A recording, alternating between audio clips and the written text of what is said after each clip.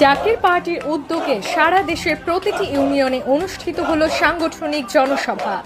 জাকির পার্টির চেয়ারম্যান মোস্তফা আমির ফয়সলের নির্দেশে সারা বাংলাদেশের প্রতিটি ইউনিয়নে অনুষ্ঠিত হয়েছে এই জনসভা। মূল লক্ষ্য শান্তি ও স্থিতিশীলতার আহ্বান জানানো। সভায় বক্তারা বলেন, জনগণের কল্যাণ ও দেশপ্রেমের ভিত্তিতে রাজনৈতিক স্থিতিশীলতা বজায় রাখা অত্যন্ত জরুরি।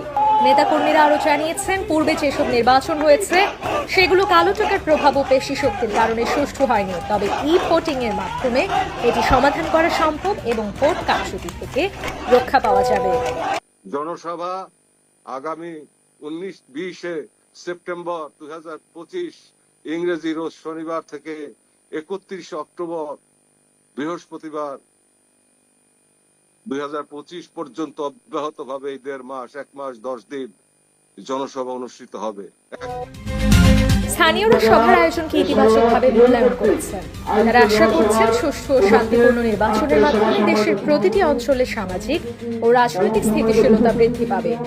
সারা দেশে একযোগে অনুষ্ঠিত এই জনসভায় অংশগ্রহণের মাধ্যমে জাকির পার্টি শোনাচ্ছে শান্তি